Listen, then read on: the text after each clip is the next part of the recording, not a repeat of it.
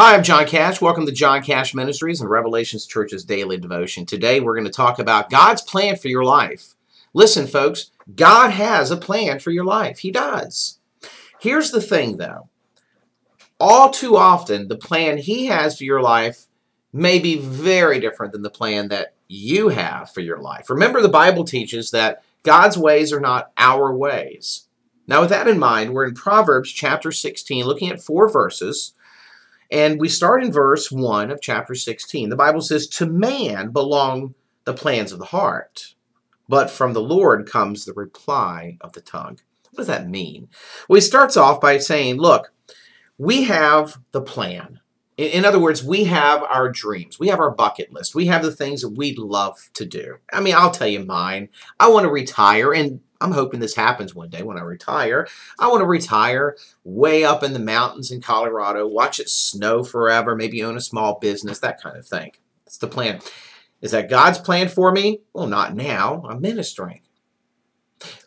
Whatever your plan is, ask yourself, is the plan that I have, is the dream I have, is the vision I have from God, or is it from me?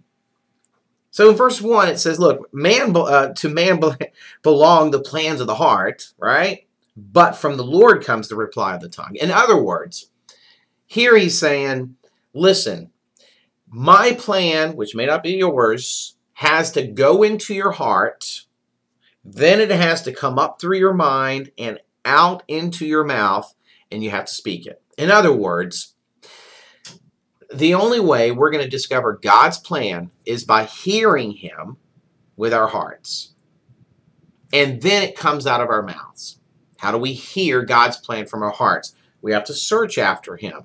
We have to understand how to discern God's will. We have to understand how to get closer to God. We got to search after Him. We have to desire Him. We have to be willing and humble enough to hear a small whisper from Him.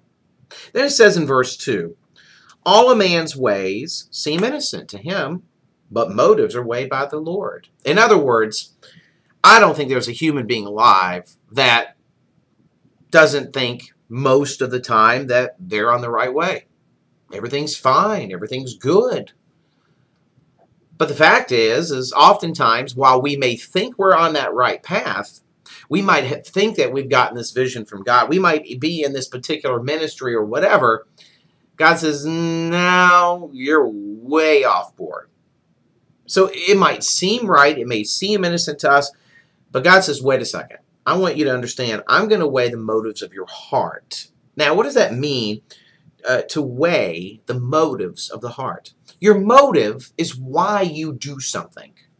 It's the attitude of your heart. It's really the condition of your faith and trust in God. Okay? So motive or attitude is everything. You can do some great thing, but do it for the wrong reason. And if you do some great thing for the wrong reason, guess what? God's not going to bless it. It's going to be burned up in judgment one day if you're a Christian. And so God's saying, look, I'm going to weigh what you do, not by exactly what you do, but the reasons that you do it.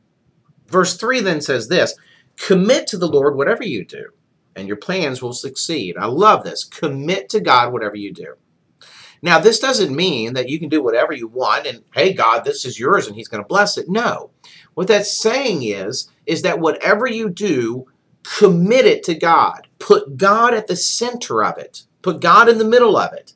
Include God in the decision-making process of what you're doing in the first place. When He's at the center of it, when He's in the middle of it, when He is the reason you're doing it, instead of having bad motives, then He says your plan will succeed.